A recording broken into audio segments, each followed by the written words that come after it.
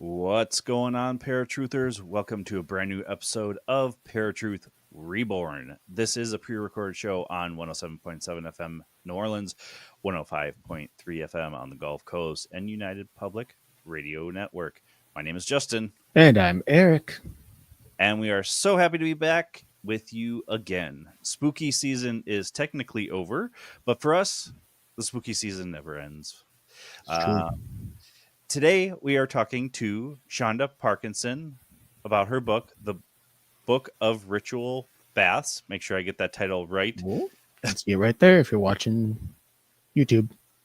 Chanda utilizes her spirit gifts, tarot, and astrology to support others through transition in life with clarity and deep compassion.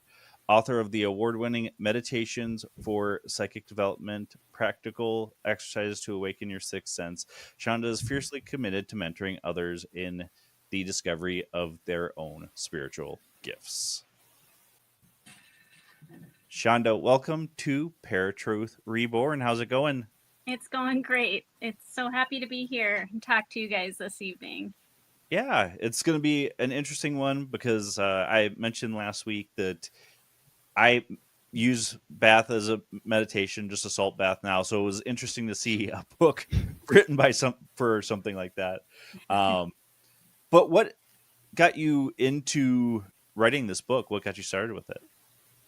Yeah, well, besides the topic being super duper personal, I've developed a really cool relationship with my publisher and my acquisitions editor who occasionally will spitball ideas, and when I'm in between projects, talk about what their readers are interested in, what is like really popular right now, but also what kind of merges with my own practices and passions. And this, the Book of Ritual Baths isn't something that I practice professionally. It's a very personal process, but I was intrigued by the project because it was going to give me the opportunity to actually interview other professionals in the field, do some exploration, travel around and try out some things, and actually kind of gather the research for this book. So it was a very different entry point for the book, and I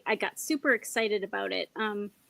I birthed twice in a tub, and I think that is an incredibly sacred process and a very ritualistic process. And so, like I said, I have very personal relationship with ritual bath, which I learned talking to people about it. Lots of people have a personal relationship with that as well, and it means different things to different people. So, yeah.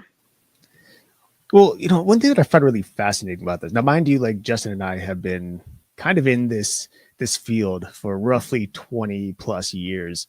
And it was only 2 years ago that a friend of mine, a Reiki master, who actually introduced me to the idea of ritualistic bathing, primarily to cleanse the day away, and reset. And I was like, how come I never even thought about that, let alone learned about it? So it was like kind of new to me. So of course, yeah, reading through this book was really fascinating just to learn the various aspects of what is potentially possible when it comes to ritualistic cleansing and bathing. But now you had mentioned here a couple times about your personal journey and how it personally or how it's personal to you. But what specifically, how specifically, I guess, does it relate to your personal spiritual journey? And like, how did it all begin for you? And what led you on this kind of ultimate path to, aside from just writing the book, but just to learn and grow in the idea of ritual baths? Well, I had a similar experience to you several years back where I was actually in counseling for anxiety, and my counselor suggested that I consider including some type of soothing bath practice, and pointed me in some different directions. And so initially it was an exploration around like how to balance my nervous system. So then it suddenly sparked this idea like, oh my gosh, there are hugely physical impacts, to ritual bath that that I didn't even realize existed when I started to dive into the science of it. And so that was actually my entry point, and then it just blossomed from there. I'm also a practicing witch, and so I started to play with this idea, like, I wonder how a ritual bath could actually be shaped sort of like the cauldron of your intentions, you know, Sure. when you go into a sacred space like that. And I started to play with it, and it was pretty mind-blowing, like what was happening, and how phenomenal the experiences were becoming. I mean, accessing the supernatural, you know, having experiences of like inner visions, um, you know, having a spiritual guide come and connect with me. You know, I mean, it was pretty wild. And so, yeah, this was definitely a good topic and a good fit for me. Awesome. Yeah. Cool.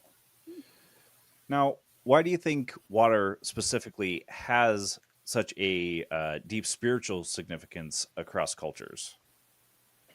I think it does because it is so ancient and it's so universal. You know, we all have access to it in some way, shape, or form. We depend on it for life. Our bodies are made up of water. And so, definite connections, um, ethno-religious connections across cultures. It has held a deep spiritual significance. It's ancient, goes all the way back to the hammams in the Islam religion. It goes all the way through to Judaism with the mikvah. It is people have met communally in bathing spaces because that's how they cleanse themselves, and then they would join together in some type of a sacred practice. So it is water is seen been seen as a purification. You know, it's deeply ancient, and then also we have the nods to pagan practices, to water priests and priestesses who guard and protect our waterways. I mean, it holds such a phenomenal significance um, that isn't just linked to one particular, like, we can't really find the origin of it. It is so vast and so deep across cultures. So yeah. You know, one thing that I find really interesting about water too, obviously, is not just the fact it's a life source and like every living creature craves it and needs it to survive. But what I find really fascinating also is the emotional impact that water tends to have on people. And speaking both from stories I've heard, but even from my own personal experience, you know, when I'm taking a shower, especially, or a bath, but typically I don't do baths, but usually a shower, you know, it kind of releases emotions that I don't expect to be released, you know. And I'm very strong-headed. I'm one of those who don't handle emotions well. I tend to keep them buried and pushed down, you know. Not healthy, everybody who's listening. Seek therapy. It's something I need to do. But, you know, when I step into a shower, it's like all of those things that have been pushing down is just, I can't. It's just the water pulls it out and releases it, which I think is just, you know, it's just, it's so much deeper than just the fact that it's a living well. You know, this is something that hits us in a much deeper spiritual, more emotional way also, you know. I mean, we even have like the idea of water, we use it kind of metaphorically. We talk about how emotions or pain, things like that, come in waves, and water is something that typically, you know, forms waves. So it's just really, really interesting to me that it's as broad as it is in terms of just what it's capable of. Now, one thing I do want to ask, though, because the book does say ritual baths. And so what I want to know is what really makes a bath a ritual versus just simply a relaxing soak? Yeah, that's a good question. So the moment you step into a space, and I'm speaking specifically from like my practice as a witch, you know, the moment I step into a space, no matter where I am, if I'm in my room, if I'm in my kitchen, if I'm at my hearth, if I'm outside in nature, the moment you step into a space with a particular uh, energy, a set energy where your head and your heart are connected, and for an intention of some type of release or manifestation, or promoting an energy of some kind and drawing it to yourself.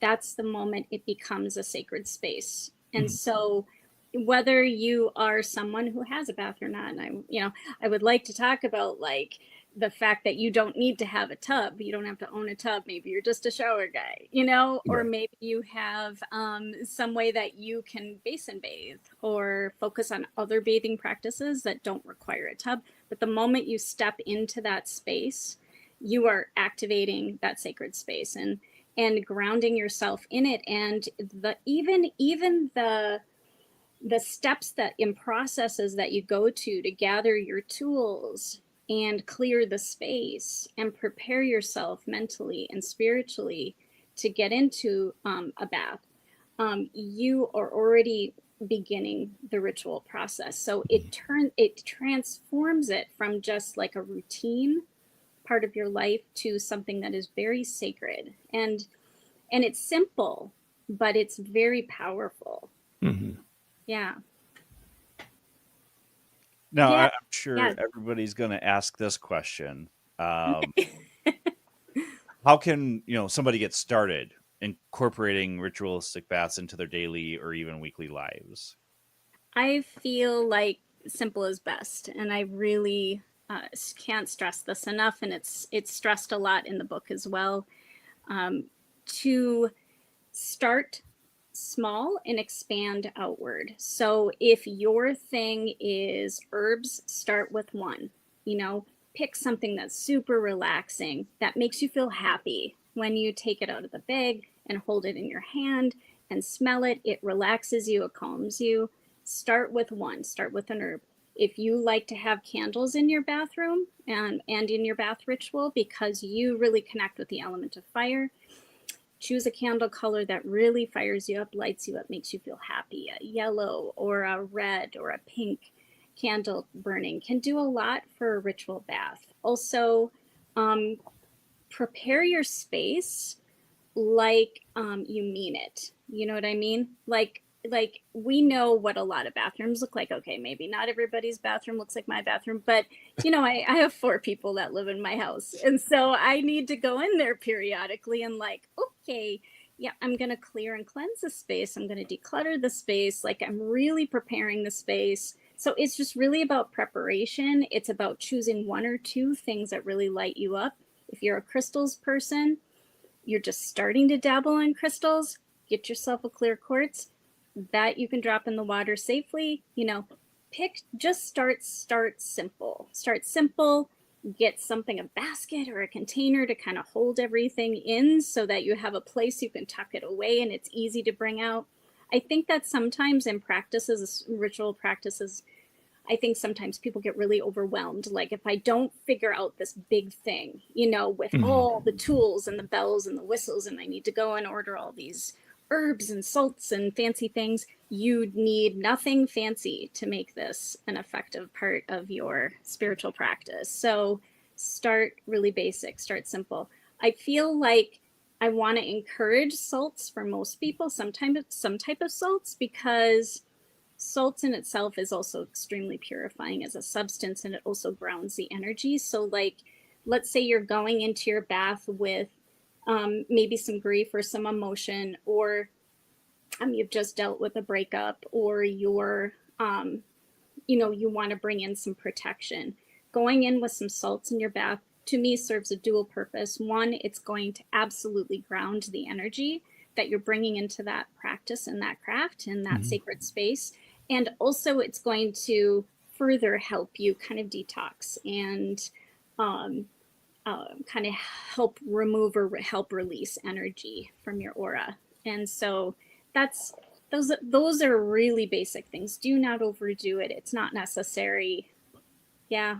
Okay. Yeah, I remember my friend when she told me about it. She said the same thing. Keep it simple. She get yourself a bar of charcoal soap and start Yep. there. I was like, Charcoal all soap. right, let's see.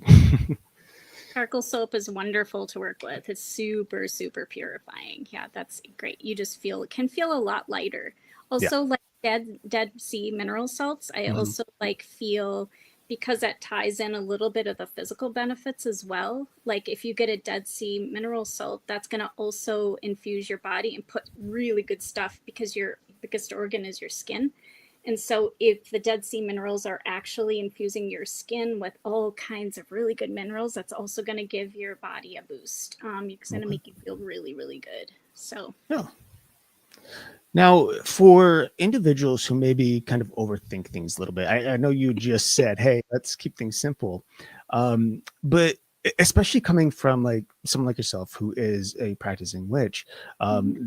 there obviously is a lot of meaning to various herbs and this idea of color theory, especially when it comes to candles and the type of color of candle you're using.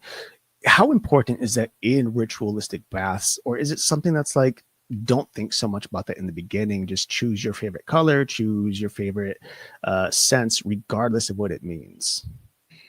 So I would say I'm not quite on the level of just choose whatever you're drawn to, Okay. kind of. Although, I don't like to gatekeep. I'm not a gatekeeper for anybody's practice. Your practice is your practice. So you do you. But like also like the colors, the candles, or the herbs or and crystals do have, they do have meaning. So to me it's like, if you can find yourself, like, we don't have to be a purist, you don't have to do it by the book, but Mhm. if you can develop a little bit of some basic knowledge and understanding about how it works, or which colors and which stones, which herbs are a good fit, are a good match for a particular, let's say a particular Sabbath or a particular seasonal change of the season. So when I think about choosing your tools, for me a really basic and really simple entry point is also to think about grouping seasonal change times of year, and then Okay. gearing your herbs and your crystals around that. So like for let's say for example, we're past Mabon, we're into almost to Samhain now. And so this time of year is a darker time of year. We're going into some inward spaces. And so the herbs or flower essences, essential oils, whatever botanicals you want to work with that kind of correspond with a seasonal change can give you that framework that don't make it so overwhelming. Doesn't make it Mhm. so overwhelming. So you're not going in every time you have a bath, you're going, oh my gosh, what do I choose? Well, this time of year, great things to work with are mugwort. I mean, we are, it helps us cross the veil. It helps us really connect with our ancestors. So keeping it and framing it around the seasonal change is really helpful.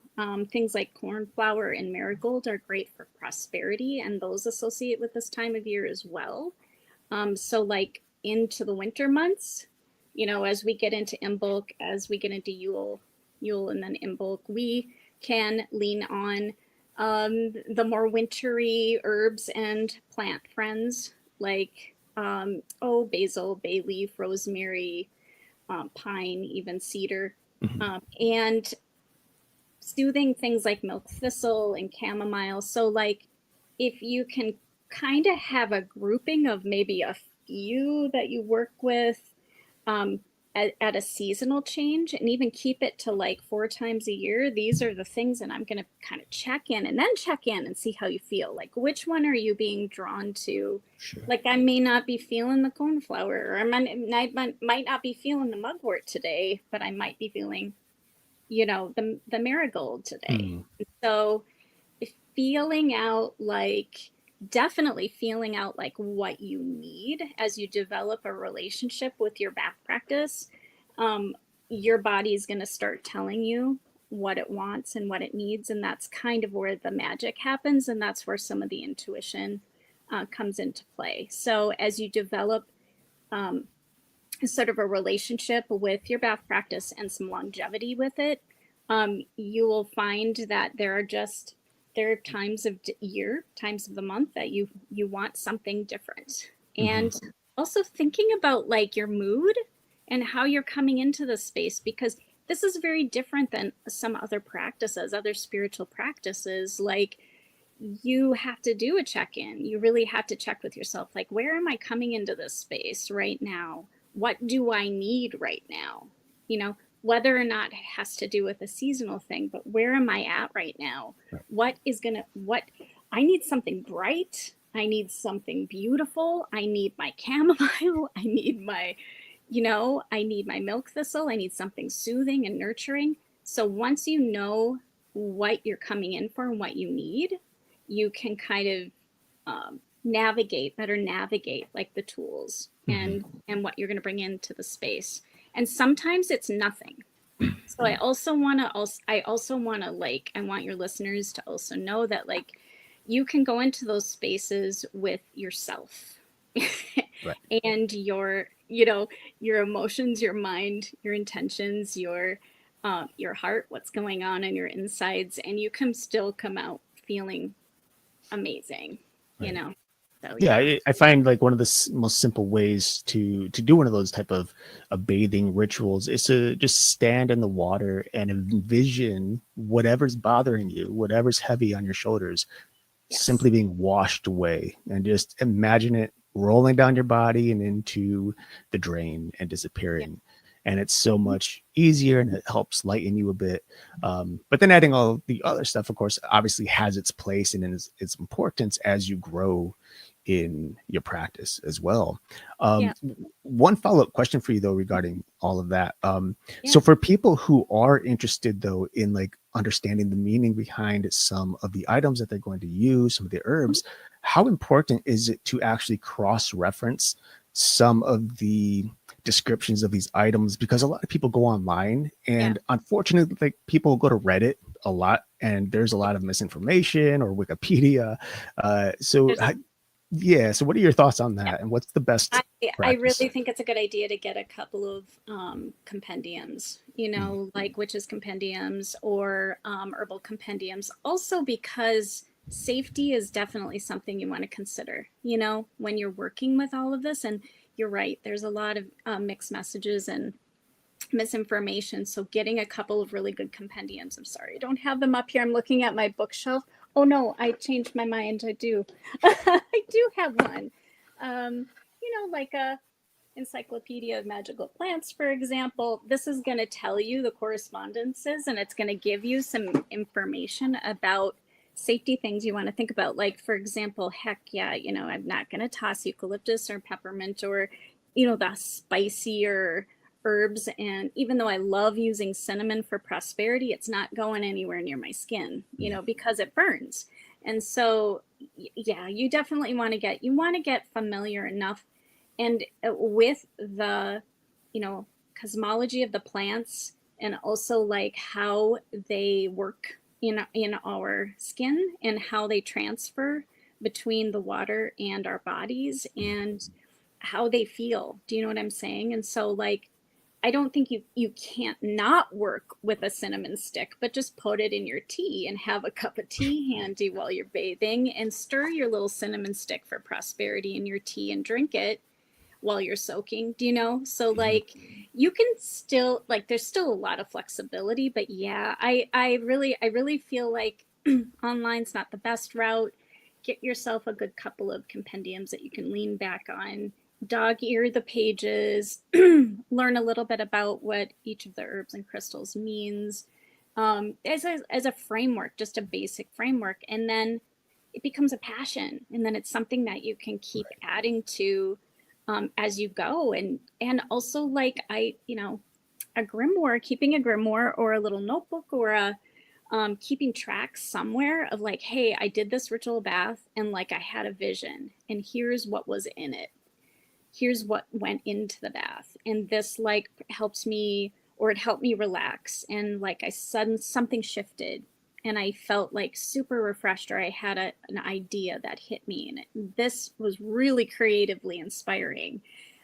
Keep track of what you're using, because some things are going to work for you that don't work for other people, depending on your energy and how your energy engages with, the herbs and the tools that you bring in, the botanicals that you bring in. Yeah. Okay. Now, something that Erik mentioned is intention when he's showering. How important is intention in this process, and how should someone set their intention before beginning? Yeah, it is. I think it is really important to set an intention. And sometimes the intention is, this is a step in my day I got to get through. And I just need to get through and get in my shower. But like, other times somebody's going to come in with a little bit more. And so, yeah, I do feel like that initial legwork and really distinguishing like what is the most needed, because we also have to include that like there are other types of bath rituals. There are cold plunges, there are basin baths where you don't submerge your body, just your hands or your feet go in. There's moon bathing where you can sit outside and bathe under the moon. There's steam saunas, there's sound bathing. So like this is kind of the Pandora's box of practices that you can really craft and curate to meet your own needs. And so, yeah, I do think that self-reflection is going to help you be really particular about what you need. Like if I'm a crying mess and I'm dealing with something really deep and emotional, I am not going into the cold plunge. That's not going to feel good, but like if I'm dealing with some anxiety or I had a really intense day, the cold plunge is going to be the thing that just takes the edge off to bring me and pull me back into my body and get me grounded and help set my mind straight. You know what I mean? So like thinking about your intention and setting your intention to me is just as simple as writing it down. It's as simple as writing it down or creating a symbol and drawing it on your wrist, or taking some oils and herbs and salts and drawing a sigil on the bottom of your tub before you get in that represents something you're dealing with. Before you even run the water, like you can create a sigil that you can draw on your body or on the tub. And that's one of my favorites. And I've taught my kids how to do that as well, because they go to ritual baths when they are dealing with big things. So you can draw an infinity symbol if you want to work with prosperity. You can draw an infinity symbol in the water while you sit in the water. Take a little bag of herbs and just run it through the water or with your hands and draw the infinity symbol as you kind of focus your intentions. And water naturally helps you raise energy. And so when you get in the water or you're standing under the water, you can naturally work with that. And so I really think it's great for any practice, but in a ritual practice like this, to come in with some particular idea or intention, I think really helps the process. It focuses the energy and helps you get a lot more out of it. Well, now, so with that said, and you had mentioned, bathing for like grief or even emotional blockages, but like, how does one, well, let me put it this way. It's very difficult for many people to really understand how to release their grief or even how to find a way through emotional blockages. So, how, in your opinion or in your experience, can someone maybe use ritual bathing to actually find a way to release that grief or find a way through those emotional blockages when it's just so hard on a daily basis to begin with? Yeah, well, and one of the hardest things, of course, that we face as busy people and in a very unsteady, uncertain world right now is taking time to honor the grief that we experience. We are all dealing with some type of grief on a regular basis, and we don't have endless time to like just grapple or deal with those emotional spaces and what we're going through. And so, and setting that time aside, grief is one emotion that we can actually intentionally work with, and that we can actually transmute and help transform. Like we can actually go into spaces of grief. So when you get into a bath, let's say we choose some type of warming bath that has some herbs in it to help soothe our hearts. What happens is we relax our nervous systems. When our nervous system is relaxed, that's when we can start to surface the emotional oh gosh, components of what we've been dealing with that we've been stuffing or avoiding or resisting or just can't touch. Not everybody deals with emotion as easily, and so really providing yourself that space and saying, okay, for 15 minutes, I'm going to go in. If I have just like one release point, or if I give myself that space just to touch that grief, let myself think about it, let myself presence it. It's getting present in that grief space. Then I can have a moment of release. And the water is going to help. The tools are going to help release it for the moment that I'm in. Grief is a journey, it's a process. It's not like it's a one and done. That isn't how healing works. But we can give ourselves that space intentionally to deal with grief. Then when we're living our lives, if we don't want to go there, we don't want to turn towards it, we don't want to deal with it on a regular basis, we don't want, we want to preserve that time just for going into a grief space. That can be really super effective and super cleansing. Mm-hmm. And it's really just building a safe space for you to do that. Some place you can be comfortable.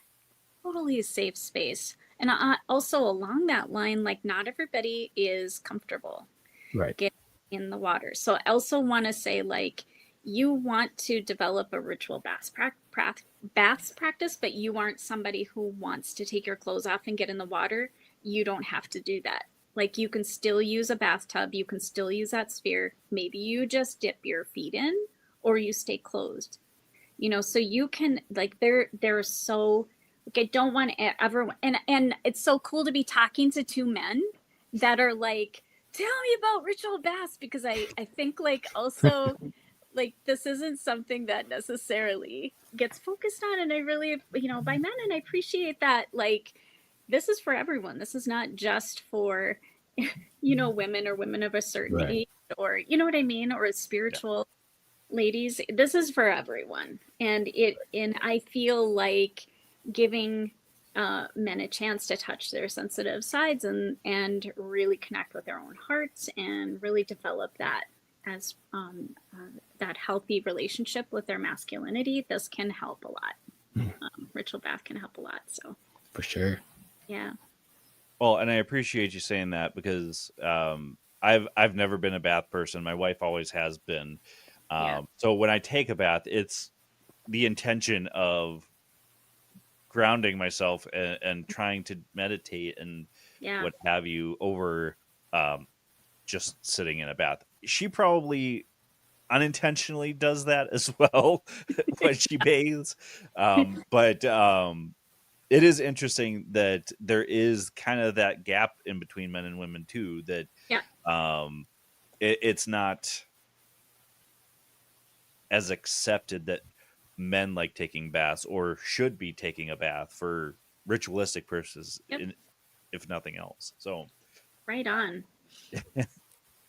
Now, I know my answer to this, but I really want to hear your perspective on it. Is do you think ritual baths can strengthen intuition or psychic awareness? Yes. I'm so happy to talk about this, because holy cow, guys, if I could say, how many times I've been in a ritual bath experience, it's one place that my inner vision opens the most. And so if I'm like really seeking some guidance, something, that my relationship with my ritual bath, getting in there, relaxing my senses, really like tuning into my chakras, opening my energy fields, really getting in that space, it totally enhances. I instantly start to feel vibrational energy around my third eye and my crown chakra, and connecting. I've had whole conversations with guide energies or ancestors, and it's brought me back to my center and given me some direction forward. So it is not uncommon to find a deck of tarot cards also in my in my bathroom. My kids are like, what is going on? Are they waterproof? Are they special waterproof kind? We need waterproof. Yes, we do. Anybody that's listening to this that can get on that. So we We have also need dog tear proof because my one dog tore up a deck of my cards. Yes. So that can't be. Well, tear proof. Those are going to be pricey cards, I have a feeling. right. But yeah, yes, I also have a dog. So yeah, so like it is a very natural gateway. Like, okay, so to be fair, like also around the world, it is honored that like cavernous spaces where there is water is like a portal. It's a gateway and to other dimensions, other realms. Crossing the veil is very easy when you are in that space because the element water connects us into those spaces a lot deeper. And so if you're somebody who enjoys going inward to connect, yeah, like I said, with guides or deities or connecting in with ancestral energies, you can channel energy. Water is such a beautiful conduit for spirit energy. And so it's a great space to build your psychic abilities for sure. And I can vouch for that. So I can too. A mentor of mine actually had told me to start doing baths with sea salt specifically. I was in Nebraska, had COVID, but I also really wanted to use it as a way to ground myself and start connecting with my spirit guides because I have a hard time differentiating what's in my head. Is it spirit talking to me or is it me imagining spirit is talking to me? yeah. But she had said specifically sea salt over Epsom salt because it's a completely different chemical reaction. Yes, that's accurate. That is very, very accurate. And like magnesium salts or sea salt, or excuse me, Epsom salts, yeah, very different function than something like that's a pure salt that can actually, it does serve the purpose to help open up your senses, your psychic senses. Yeah, extrasensory perception can happen in those spaces quite easily. And then toss in a amethyst or a clear quartz crystal or some herbs or oils that can help build that, some mugwort. Oh yeah, heck yeah. Getting a little tea bag running under your faucet that has some herbs that can also really relax and help you lean into your third eye, into your psychic senses. I'm all about I'm all about the mugwort, bay leaves. Those are great for helping enhance your psychic vision. Okay. Yeah. I do want to add and get your thought on it too. But so I'm not one who has ever used ritual bathing in this sense and actually getting into a bath or a shower to build or strengthen intuition or psychic awareness. However, one thing that I do often is That doo-doo. That happens in the bathroom come on. too. I was but- trying to think like how can I get around saying this twice, but I couldn't. And so, okay. I had to throw in a potty joke because we're in the Yeah. bathroom anyway. Okay. Bring it back. How to even recover from that Right? one. What I happen to do is a meditation in which I envision starlight shining down over my head, and that starlight turns into a shimmery kind of liquid that washes down over the top of me and gathers around my body and at my feet. And then I meditate on the puddle that's at my feet, which to me is like this black, almost like sparkly. It's not oily, but it's I don't know, to me it's just like dark black, but it's like reflective and it's got these sparkles in it, and it allows me to kind of see my shadow self while also looking into various spirit guides and asking questions and learning about things that I'm trying to, gain insight on. So what is your thought on doing a meditation like that as opposed to simply physically being in a bath or doing like moonlight bathing or things like that? Oh my gosh. Well, I'm very envious. That should have gone in the book. You know what I mean? Like, I wish I knew you back when, because that should have been an exercise to go in the book. But like, That can be an addendum. an addendum. We'll add it. We'll add it the next printing, right? Yeah. Okay.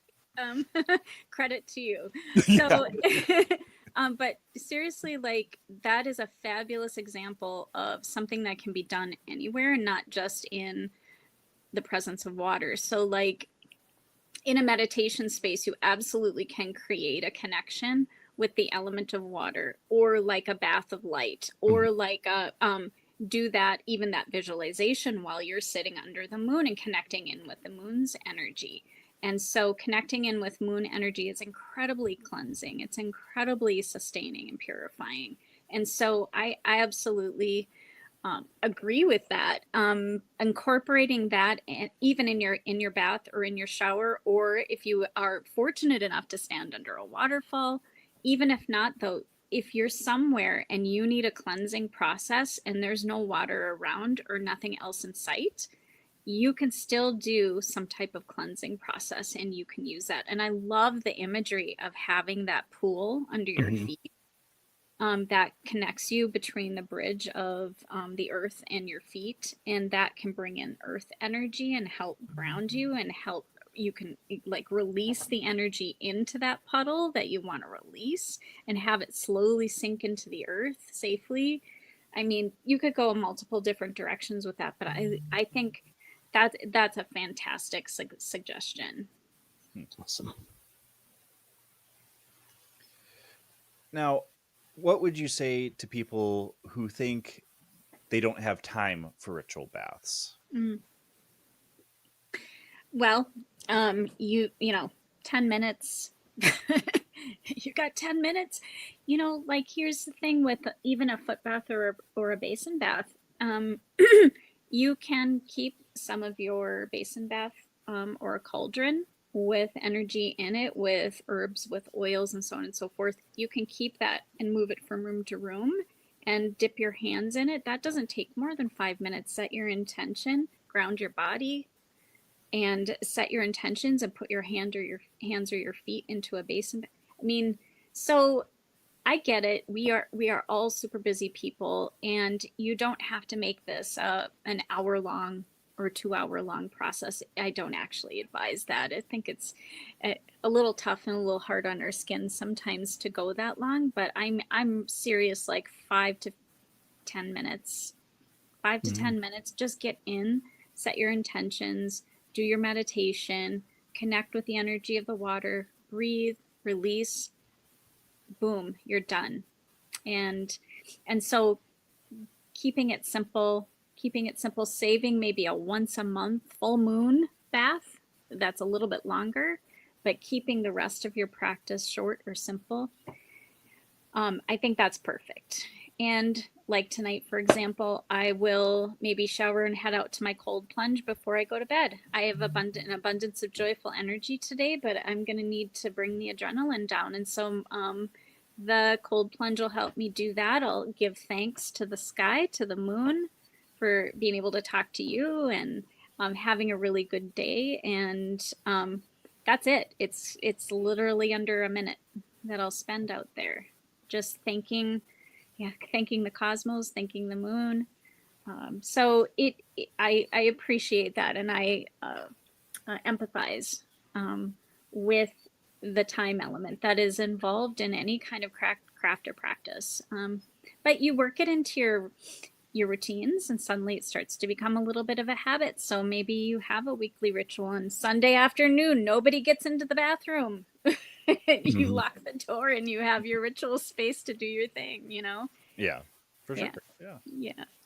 You know, one other thing I'd like to add that I personally do, and that I personally enjoy, and it's not so much bathing per se, but it's still using, like, I call it elemental meditation, and it's basically using things like water or fire. And for me, the fire element, I'm very much associated with. It's one of my, and so what I'll do is I'll light a candle and I'll just hold it somewhat close, maybe a foot away from me, maybe a little closer, and just stare at the flame and just focus on the flame.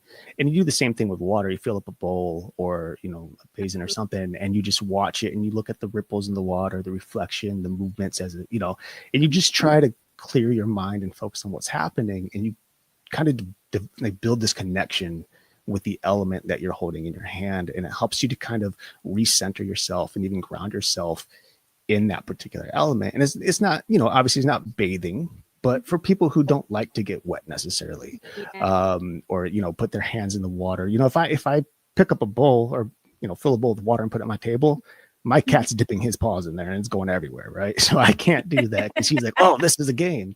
I said, "No, we can't do this."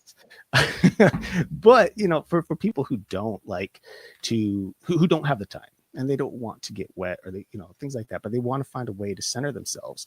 I do think that doing some sort of elemental meditation, even going outside and watching or looking out your window, watch the trees, the leaves move back and forth, and you see and focus on the movements that are happening. You start to kind of connect and center yourself to the earth and the elements that your body's made up of. And also, like, when you were talking, it also made me think of like what it's like to sit, like we have all this amazing technology, we have apps, we have meditation apps, we have also like crystal bowl healing meditations, crystal bowl or sound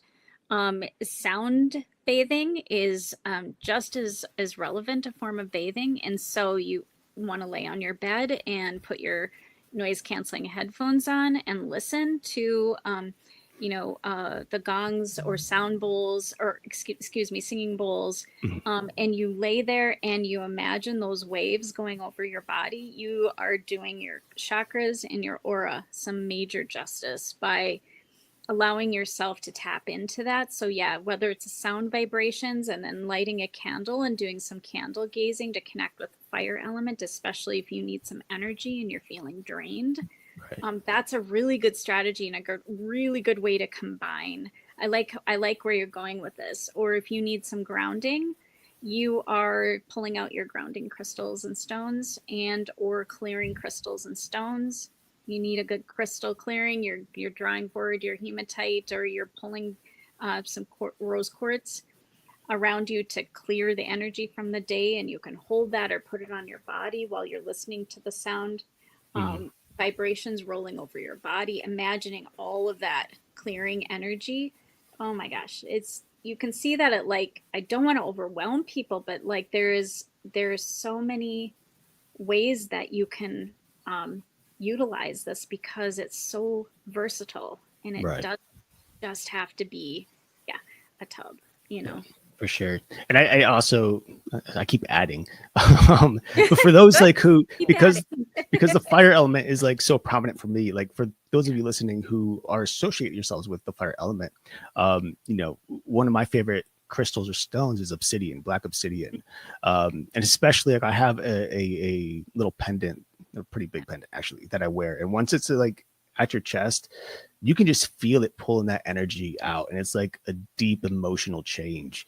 It's heavy, I'll admit, at times, but it's so good for people who are associated with the fire element, or who just want that strong energy to help again ground and clear them their emotions and that heavy burdens that they have on their shoulders.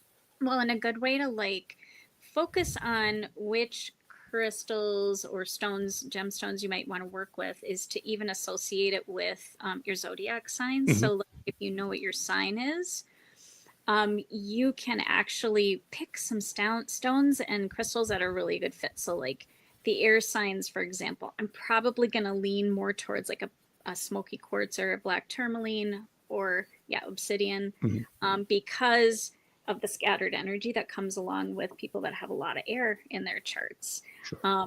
Watery folks, I'm gonna lean towards something that is a even similar, but super grounding, but also like clear quartz, so it doesn't overwhelm their energy. Do you know what I'm saying? Like if you're somebody who's really super watery and sensitive, you want to pick the stones and crystals that are going to work with your energy and not add to what you're trying to kind of release or calm.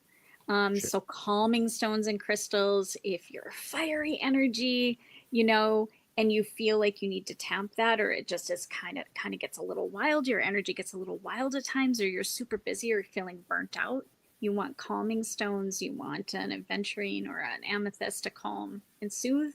So like this is also like another entry point, is to think about just to think about your zodiac sign, and like it can help give you enough like options to begin with, and then you can start developing a little bit of a relationship with those tools and decipher whether or not, like you said, when I put that obsidian on me, I can feel it pulling the energy. If you're sensitive and you feel that, you're going to know if you need to pivot if it's too much and you Right. need to choose something. So like part of ritual bath practices is experimentation and a willingness to try stuff until you Right. can get it. So there's nothing that needs to be perfect about any of this. And it's a holy mess at times because you got the flowers floating in the thing. So like good strainers and drain, Sure. keep your plumbing happy by putting a good strainer in your tub. Yeah, stuff like that. Okay. I have another follow-up question. Sorry, Yeah. Justin. I keep I know Justin's ready to ask some questions too, but I'm just like, I need more. Hold on. So you have been talking a lot about crystals and using stones in your practice. What is the importance then when you're using them on a daily basis or near daily basis to actually take the time to cleanse those stones, as some of them tend to build energy? And is it even important if you're using it in bath rituals, since water tends to be a cleanser for stones, especially running water in particular? Yeah, well, and another part of that is really knowing your stones and crystals, because some of them absolutely cannot go in salt Right, just water, hate otherwise they're going to disintegrate, start to disintegrate. So know your crystals and stones well, and know whether or not they actually should go in the water. But in other words, like you can also balance them outside and around the tub. You don't even have to put them in the water. There's lots of different ways to work with them. If you want to just hold it in your hand and project some intention while it runs under the water and then set it aside. Did that answer your question? I think I actually just got lost. It was, yeah. I mean, it's how do you cleanse a stone Yeah. after it's already? Yeah. So, Yeah, okay, let's say you've bathed with it. Absolutely 100% it's soaking up your energy. It's connecting with your energy. So you want to have a regular practice of cleansing. And the simplest, the most basic is to put your crystals out on a window ledge under the moon, especially the full moon, to kind of cleanse and clear. Give them breaks. I also have had the experiences of fracturing stones or rocks that I work with. And I feel like if something fractures or breaks, that is a signal that it's done. It's done its work. Okay. It's done what it was supposed to do. It helped absorb some type of energy. It sort of took one for the team. So like rotate out. Sure. Don't if it's possible to develop a relationship with your tools, like they're there for a particular reason and purpose, and then sometimes it's time for them to move along. And if something happens to a crystal or a stone, or you lose it, which happens a lot, it's just done. Don't go ravaging through everything to try to find them. But yeah, cleansing them is really important, because even though they're going to be sitting in salt water or in a bath with you, they're still absorbing and working with your energy. So they do need a break. They need to breathe. They need to be treated well. They need to have a bath under the moon, or their own separate salt bath to clear and cleanse their own energy. Yeah, I would give that. I would definitely do that periodically. Okay. 2-part question. So first and foremost, in terms of breaking stones, how, like, I get the idea if something breaks, whatever way, whether it's dropped or it's like, it's just worked through its life, if you will. Would you feel the same way if you have a cat who is very particular on pushing things off of shelves and breaks stones? Because I have a broken stone that he's just like, nope. Yes, I do, because I think our animals, they're familiar. They know. They're our little spiritual beings, and they work with us, So if that's happening, I mean, sometimes they're just rascals, but like if they know and can sense, I think animals are so way more sensitive to energy than we are. And if something's done and they, or they hide something, I would trust that. Sometimes the message is that it's time to move that tool along, and your little guide or being was helping you out. Your little ally was helping you out to kind of deliver that message to you that you're done. That's not your tool anymore. It's time to replace it, or expand your horizons and get something else to work with. Yeah.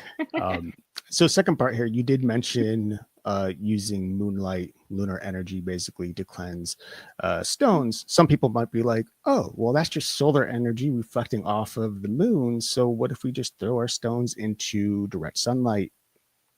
Is that effective? And could Hey, it be a problem for your like stones?" again, I'm sort of like, again, I like to come into these spaces being like, I'm not gonna gatekeep everybody's, Sure. and there's no tried and true, um, the if you think about the energy of the sun versus the energy of the moon and the bright heat that can, I mean, would you like to sit out in the sun yourself, Right. and absorb all of that heat and the intensity of the sun's energy versus sitting out under the moon, which is gentle, nurturing, flowing energy, also equally powerful. Right. So I feel like like some of these things are just like kind of common sense where you ask yourself, like, what kind of energy do I want to give the tools that I work with, And if Right. it feels right that it needs to be sun, like I need to infuse these tools with some sun, like really powerful daylight and energy of the sun, which is really energizing, go for it, but just be mindful that they're also like us, there is a limit and there is a point at which too much of a good thing can be too much of a good thing, and Right. so it is it to take great care around just thinking, being conscious of what you're doing. But no, I mean, I work with some people that only connect with the sun, they don't connect with Hmm. the moon. And so if that's what you want to do and you want to actually infuse your tools with sun's energy, absolutely 100% go for it. But just know that they're sensitive too, Right. they have limits too. Right. And I do want to add too, like, if you are using like sunlight, solar, pure solar energy, you don't want to keep it, your stone sitting in the sun nearly as long as you might keep it in moonlight, Yep. because some stones can be affected by UV rays. It could change the properties and the color and things like that. So that is something to be, concerned about and just consider when you're working with your stones. Right on.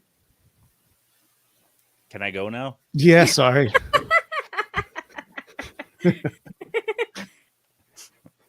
Um, something that this is a interesting question for you to answer because I'm really intrigued by what you're going to say. Can ritual baths be part of a couple's or even group's spiritual practice, or are they best done alone? Oh my gosh. Well, communal bathing practices have been done for, oh my gosh, that's ancient. That's ancient. That's as old as time. But so like communal bathing, there are places around the world where you can actually enter into it. Actually, we have a place in Minneapolis called Watershed, and I got to meet the owner of this spa. And her name is Nell Ruckel, and um, her background is in communal bath. And so, like, coming together in those kinds of spaces is incredibly healing. Coming together, hot springs or I mean, lakes are communal bathing experiences, and so sometimes you can meet people and connect people in those with people in those spaces. So you absolutely can go in with a group mentality and with an intention to like form a different bond together and have an experience together that can be really invigorating and also really cleansing and purifying. And so those shared processes are really special if that's something that you want to check out. I really encourage trying a communal bathing space. It's phenomenal. Um, else outside of that, connecting with in your couplehood, there's a few things I have to say about that.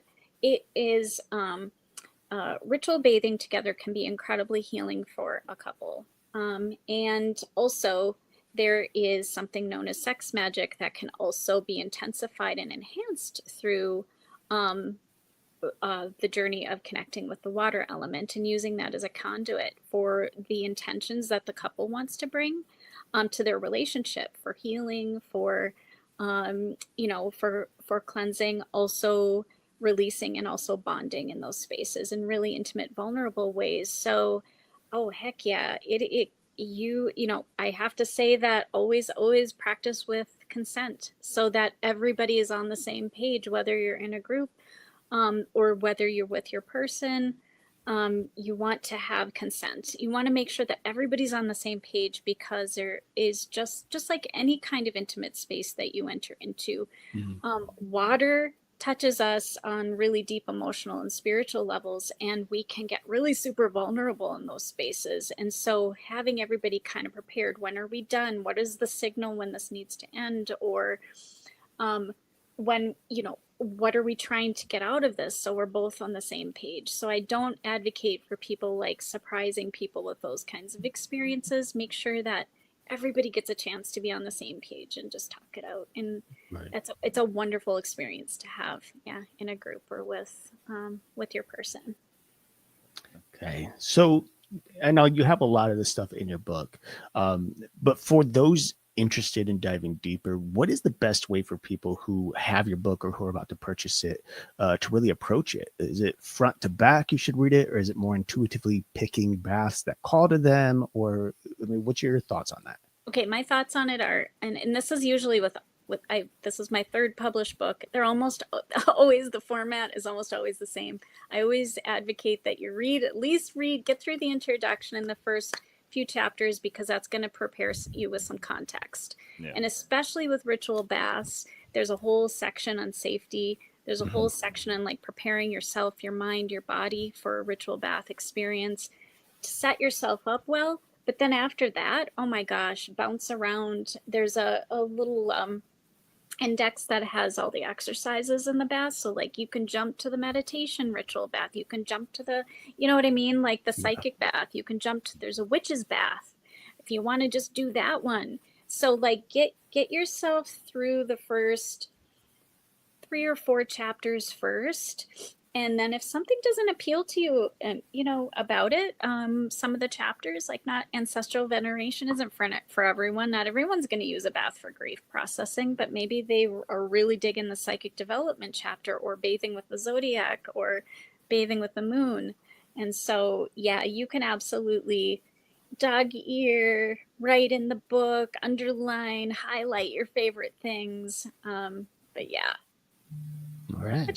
Just start at the beginning first.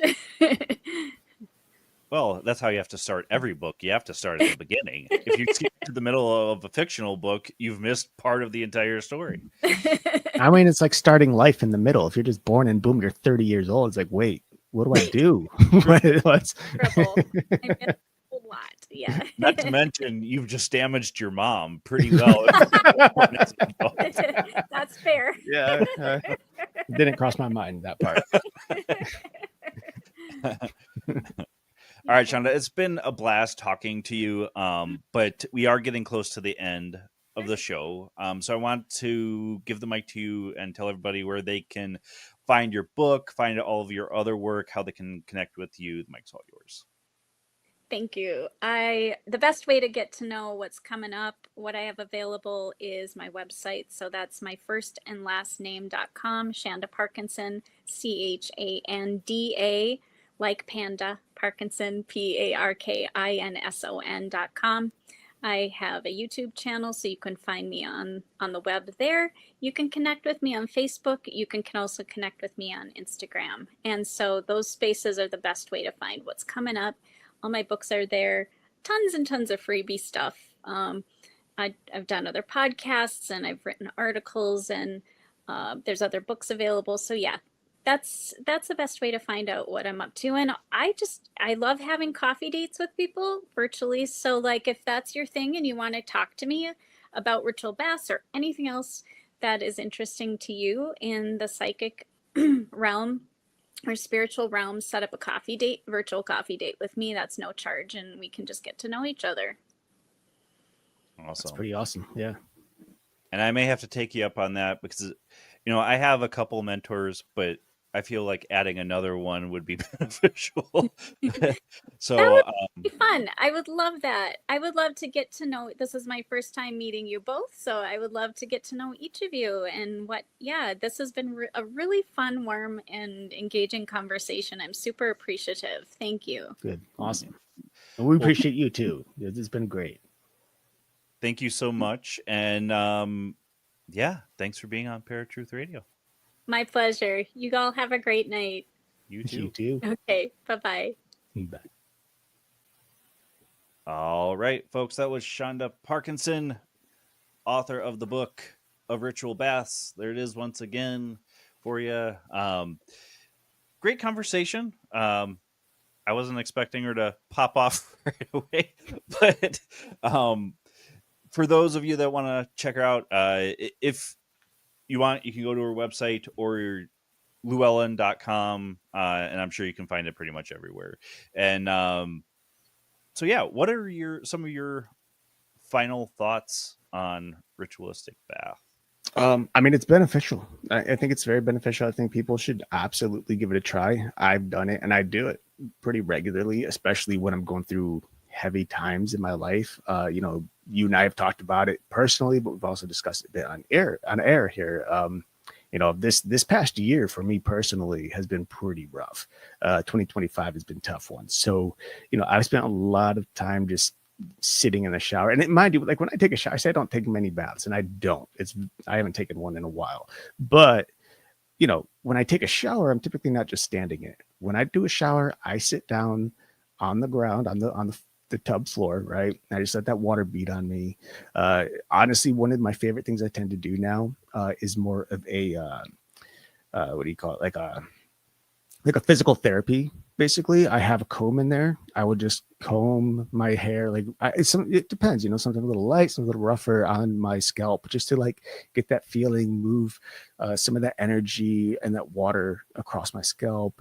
I do this thing called muscle scraping. Basically, you use like this plastic or there's various stoneware where you kind of just rub the muscle down with these objects, and you kind of help scrape away tension and release toxins from the muscles, which can sometimes it bruises, not in a bad way. It's not painful by any means, but the bruising comes from releasing those toxins in the muscles that build up over time, especially when you're working regularly, physically. I mean, like doing physical work and you're not, maybe you're not working out regularly or you're not getting massages, that stuff builds up. So, those are things that I do literally on a daily basis. And just that alone helps me to kind of like ground my mind in the here and now, and like doing the scraping, brush, combing my hair and stuff. Just the feeling of it tends to help me focus in on something other than all the things that seem to be going wrong in life. And not to say that this year and life in general sucks. That's not the case by any means. Lots of ups. But we all know that those heavy times tend to be a lot heavier than the good, Absolutely. So it is, yeah, it's very important. And like we shared here on the show, you don't have to necessarily be in a bath or take a shower to do this. You can do various types of meditation, whether it's, flame meditation, water meditation, sitting out in the moonlight, any type of thing like that.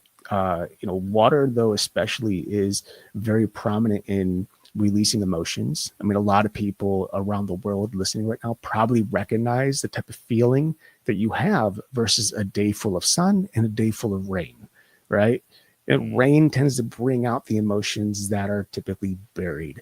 Maybe we're a little more depressed. Maybe, we tend to cry a bit more. For some, maybe it releases you. You're joyful. You love rain, and it's just the way that water tends to work with the individual. So yeah, I think this is all very important. And I think it's important for everybody to do some sort of meditation, not even just, ritualistic baths, but just in general to help ground yourself, kind of experience a little bit of a emotional and spiritual stability and learn about yourself. Yeah. No, I agreed 100%. It's funny you mentioned the muscle scraping thing. I mean, that's kind of a massage technique, especially with stones. The sad part is I can't excuse me, just sit down to meditate anymore. So when I'm going to do a meditational bath, that's literally what I'm using it for. Yeah. And I don't know why, other than there's so much stimulation around, period, that just sitting, I can't get my mind to stop. No, I But when feel you're it. in that bath, that hot bath specifically, you're letting all of that tension melt away physically, so it helps the mental part too. 100%.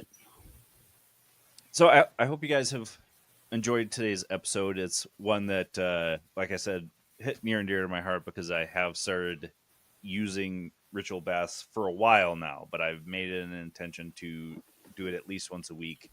Um, so if you could create your own ritual bath tonight, what intention would you set? Peace, love, protection, something else altogether? Get in on the conversation. Drop uh, your answer in the comments, or we have just recently created the ParaTruthers community, a Facebook group. If you are on Facebook and follow us, get into the group. Tell us what you think as well. Just mention the episode you're talking about so we know what you're referencing. Right. Um, And just sorry, also regarding that group, it is an open group. So you don't necessarily have to follow us to be a part of oh, the right, group. right. And so we will have that link also here on Spotify, pretty much anywhere you can find these podcasts. You can click that and, pop on in, join us, and let's continue the conversation. 100%. Yeah. Um, yeah. So trying to think, we've got gosh, what's his name, Jason Offit, next week, and after that we're going to be getting into Thanksgiving mode, so Mm-hmm. stay tuned to all those episodes coming up. You said Thanksgiving mode, and immediately my phone just popped up with a notification saying, "Hey, Thanksgiving episode recording this day." Weird. All right, well, coincidence has happened, but so do actual messages too.